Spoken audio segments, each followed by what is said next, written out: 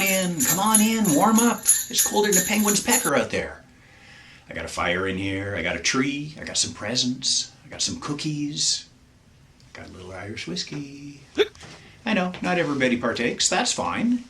But it is the He Mistook Her for a Swan Christmas extravaganza blowout confabulation. It's Bing Crosby, Bob Hope, Elvis, Celine Dion, all wrapped up into one scrawny guy with a funny hat. It is party time, baby. There's a party going on. And yeah, it's been a long time. It's been a long time since we talked, and I do miss you guys. You know, last time we talked, you know, I thought everything's pretty much okay, and we're going to be good again. And then, you know, seems like we're in deep dew again, as they say, up the creek, and small bother, as they say. But anyway, we're smarter now. Remember, like, first time around when you were, like, scrubbing your potatoes with, like, alcohol wipes and stuff? As it turns out, entirely unnecessary. So we're getting smarter. We're figuring out how to handle this nonsense, and we're going to get through this. It's like the winter solstice, shortest day of the year, so the days are going to get longer after that. That's always reason for optimism. It also means that it was Keith Richards' birthday just the other day, because he's always a little ahead of the beat, and that's one of the things we love about him. So what we're going to do is I got some presents for you. I got 3 little presents. 1, 2, 3. And I've wrapped them up nice. And I've got my good friend Colleen, who is the other better half of He Mistook Her for a Swan, and she's actually made some artwork to go, and we've kind of paired up some of her artwork with my 3 songs. And not my 3 sons. That's another episode, okay? So, I don't know, check it out. I hope you like it. I hope you guys are doing well. I hope, you know, you're keeping your spirits up, and, you know, regardless of whether you believe in Santa or the Grinch, at least you get some time off, and, you know, be nice to each other. Be nice to yourself, okay? Let's open some presents.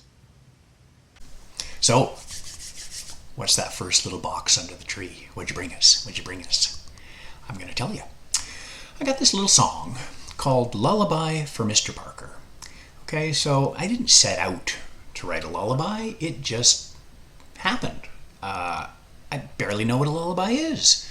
But anyway, after I wrote it, we took a listen to it, and it clearly was a lullaby. I'm sorry, it just was.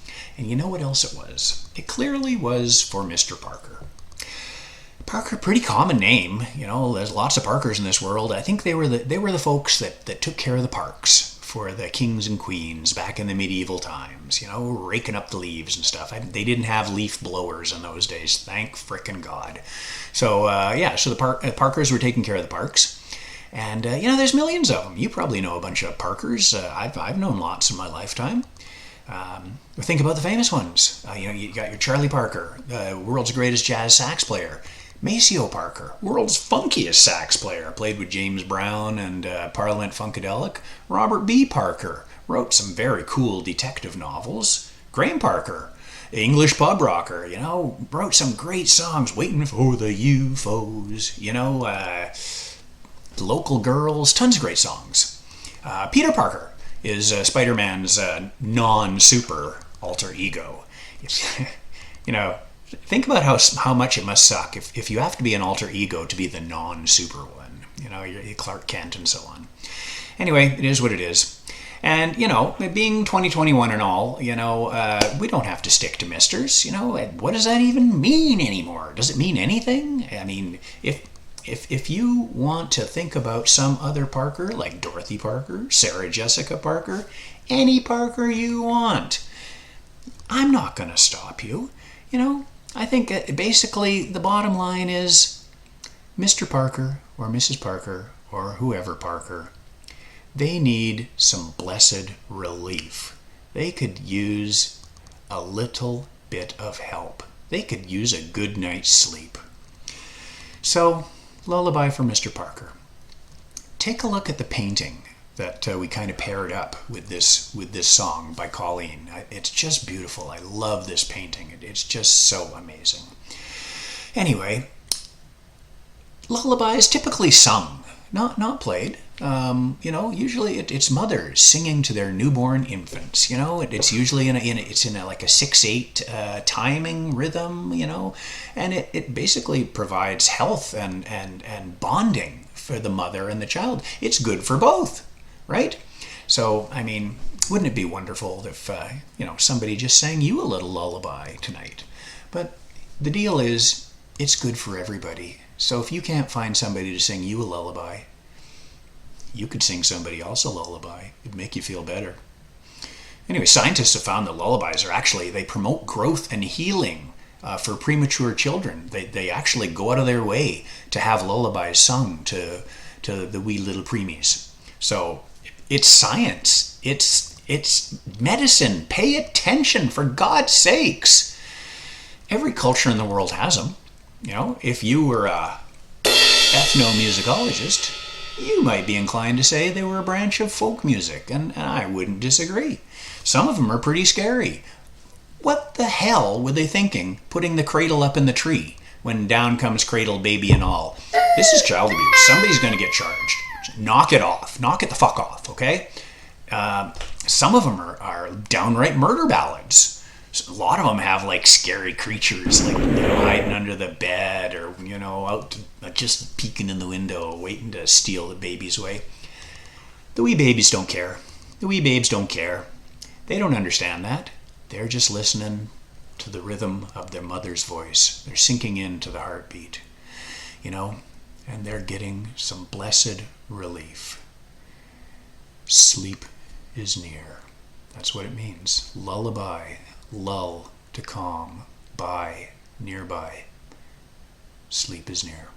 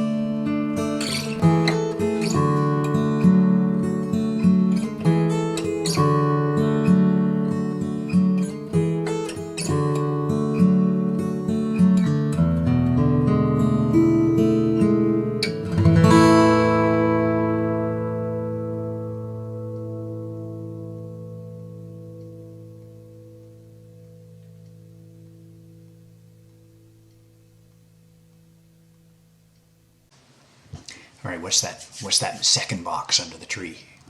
What do you got there? Can we open that one up next? Yeah, why not? So it's a little song I wrote called The Master. Now, what does it mean? You can be a master painter. You can be a master plumber. You can be a master of anything. It's tough being master of the universe, but go for it. Go for it. Why not? The Master, he was the villain in Doctor Who, right? Master and Margarita, great novel by Mikhail Bulgakov. The devil decides to throw a dinner party in Moscow, and much calamity ensues. He turning people into pigs. He's got this big cat that talks and carries a gun. Great novel. The thing about the Master is the Master is someone, a man or a woman, or anyone in between, who has now, after long years and hours of practice and learning, is now in complete command of their craft. And that's a wonderful thing. I got to say, I don't think I'm talking to a lot of teenagers, on this thing here. So I'll bet a lot of you have reached that point in your life where you have mastered what you do. Like you are masters of your own chosen craft in a lot of cases. And that's pretty cool. That's a great feeling. The thing about being a master is it involves an apprentice. It involves sharing your knowledge with other people. If you're a master and you're not sharing with anybody, well, then you're just a jerk. You're not a master. You're a prick. So that's my thought anyway. Tell me I'm wrong. So I had a particular person in mind when I wrote this, but I'm not going to tell you who it is, because you probably had people in your lives who were generous enough to share their knowledge when you were just learning whatever the hell it is you're doing. So it makes the world go around.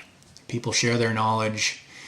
We learn. We take what we learn. We turn it upside down, turn it inside out, much to the horror of our elders, and we make something new. So here's this song, The Master. Tell me what you think. Check out Colleen's picture as well on this that we're showing on the front and the back. I think it ties up kind of nicely with the music, and it's a pretty cool picture. So you let me know.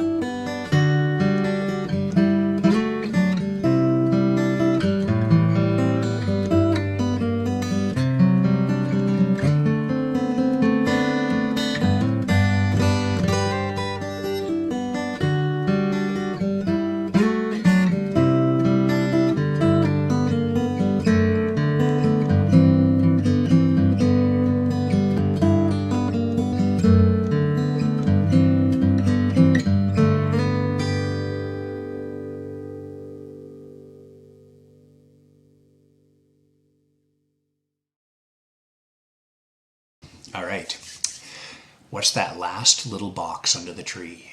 What's that kind of scary looking little box under the tree? It's a little song called Nightmare and the Dog. And you may notice that Colleen has a suitably scary picture that we've teamed up with this one. So take a look at that. It's pretty cool. It's pretty freaking cool. Anyway, Nightmare and the Dog. When I say that, there are going to be some of you who know exactly what I'm talking about. And I hope there's going to be some of you that have no idea. Okay, so I like the idea of you folks that have no idea, because that way you can let your imagination run wild. You know, it sounds like a scary folk song. Nightmare and the Dog. What's Kashi talking about? Is this like some ancient tale? Well, sure. I'm not going to go into too much detail on it, you know. So I will tell you that there was a certain amount of do-it-yourself construction required, because when I got here, I realized I'd left my frickin' slide at home. So I got on the interweb, and I looked it up, and sure enough, there's some dude there who tells you how you can make a slide. You know, you just got to boil some water, you need a wine bottle. Don't fret, people. I've got a wine bottle. And look at this thing. Look at this thing I built. This is dangerous. You know, you could definitely hurt yourself with this. Kids, don't do this, okay? Just go to Long McQuaid's and buy a frickin' slide, okay? Hey, I was stuck, right? I'm up here in the middle of nowhere, got no slide. I built one, worked fine. All right, so the song is, you know, it's got a bit of a thump. It's got a slide part. You know, it's. I think you're gonna like it. So here's what I'm gonna say is that back in the dark ages, when I first moved to Toronto, and I moved here from Calgary on the Prairies, I think towns should have names like that, you know, like they do in England, you know, Avon-on-Trent and stuff. I think Calgary on the Prairies. That's what I'm going to call it from now on. I moved here, and second day I was here, after I got a little bit of sleep, because I'd been up for 3 days driving across the frickin' country, 3,000 miles, my good friend, my dear friend Don, took me to the turning point. And I walked in there, and it was like I'd gone into the Star Wars bar scene, you know. It was like just such a fascinating cast of characters. They were tough guys, Blake Street guys. They were guys wearing makeup. There were girls wearing makeup. They were tough girls. It was just like every kind of person you can imagine. And the first thing I thought when I walked in there, I didn't even think it. I just breathed it. I went, home. I made it home. I found my people. And it was just such a wonderful feeling. And you know who was playing? The Ugly was playing. And it was not the original version of Ugly. It was like it was kind of version 1.5, because Tony Torture was still on drums. He hadn't quit yet. And Tony Brighton was on bass. And Tony Brighton recently departed this vale of tears. So I gotta tip my hat to him and thank him for that first night, that first gig that I saw in Toronto. All right, Nightmare and the Dog. Check it out. You guys be good. Merry Christmas.